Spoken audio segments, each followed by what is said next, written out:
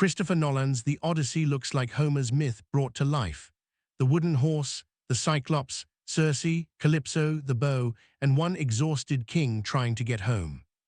But beneath the monsters, Nolan changes what the entire journey means. This is your spoiler warning, because we are comparing the film with Homer's poem all the way to the ending. And the deeper you go, the less Nolan's Odyssey feels like a faithful adaptation, and the more it becomes a modern argument with the original myth. First, there is no single official, real Greek myth. Greek stories changed between poets, cities, centuries, and performances. Here, the closest thing to the source is Homer's Odyssey, the 24-book epic composed nearly 3,000 years ago. And Homer does not begin with the Trojan Horse. The poem opens years after Troy has fallen. Odysseus is trapped on Calypso's island. Penelope is surrounded by suitors. Telemachus searches for news of a father he barely remembers. Meanwhile, Zeus and Athene discuss Odysseus on Olympus like divine managers reviewing a very delayed delivery. Nolan moves the fall of Troy toward the center and shows the horse directly. The event is mentioned in Homer's Odyssey, but the poem never gives us the full operation. Nolan also adds Sinon, the Greek who persuades the Trojans to accept the horse. Sinon is not from Homer's Odyssey. His famous version comes from Virgil's Aeneid, written centuries later. So the film begins by mixing traditions. More importantly, Nolan turns the horse from a clever victory into Odysseus's original sin. Homer celebrates his intelligence while exposing the arrogance attached to it.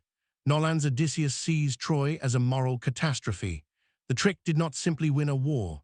It destroyed trust, violated sacred hospitality, and helped create a world where nobody believes appearances. A wooden horse, the ancient world's worst unboxing experience. The next difference is how Odysseus tells his story. In Homer, he reaches the Phaeacians after leaving Calypso. Princess Nausicaa finds him naked and exhausted. Her family welcomes him, and Odysseus narrates his adventures at their court. The Cyclops, Circe, the dead, the sirens, Scylla, and Charybdis become stories inside the larger story. Nolan removes Nausicaa and the Phaeacians. Instead, Odysseus recovers his memories while living with Calypso. The adventures become fragments of trauma returning to him rather than a hero performing his legend for an audience. Homer's Odysseus controls the narrative. Nolan's Odysseus is controlled by it. Then we reach the monsters. Homer's Cyclops episode is intelligence ruined by ego. Odysseus tells Polyphemus that his name is Nobody. After Odysseus blinds him, the other Cyclopes hear Polyphemus shouting that nobody is attacking, so they leave. It works perfectly.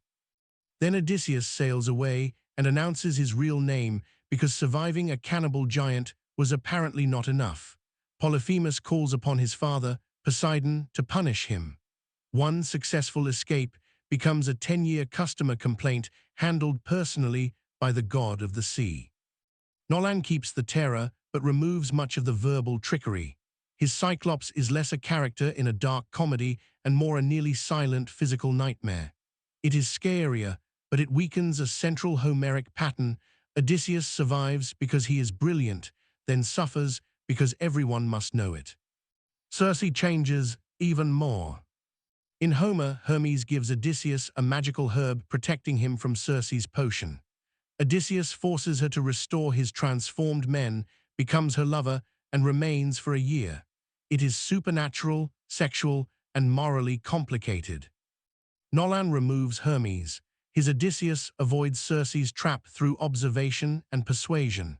Circe's transformation of men into pigs becomes a judgment on their animalistic behavior. The film keeps the image, but rewrites the mechanism.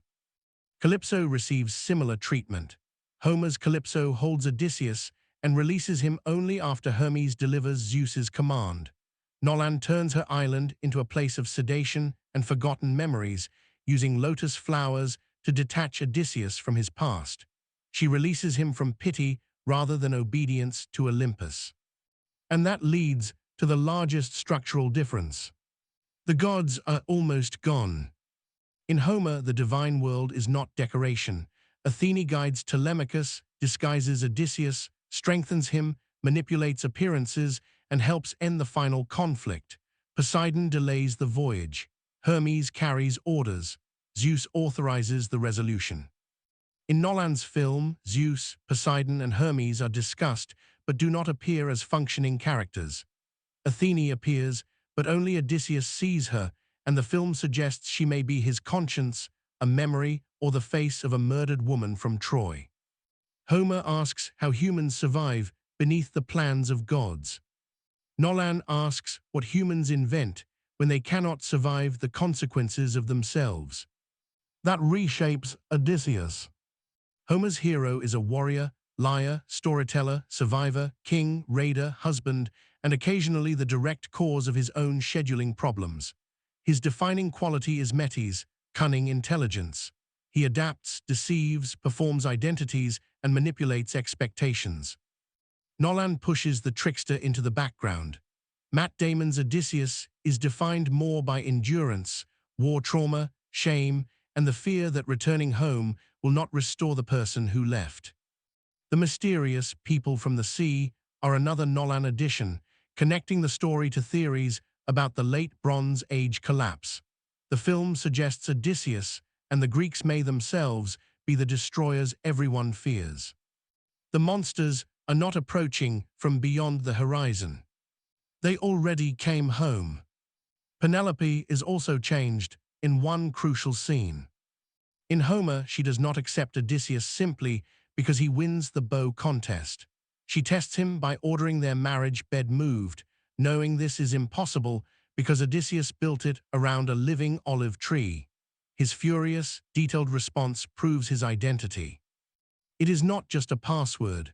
The bed represents their marriage, shared knowledge, and Penelope's intelligence. She defeats the master of deception with one carefully designed trap. Nolan replaces the bed test with a golden Athene pin. It is visually simple and emotionally direct, but Homer's Penelope proves she can think like Odysseus. Nolan gives her an object that verifies him. Then comes the ending. Both versions include the bow contest and killing of the suitors, but Homer continues into darker territory. Telemachus orders 12 enslaved women hanged. The disloyal goatherd Melanthius is mutilated. The suitors' relatives gather for revenge. Zeus and Athene impose peace, and Odysseus remains king. Nolan removes the mass execution, abandons the revenge battle, and gives Ithaca to Telemachus. Odysseus and Penelope sail west so he can honor the men who died under his command. Homer ends by restoring order. Nolan ends by admitting that order cannot simply be restored. That is the real divide.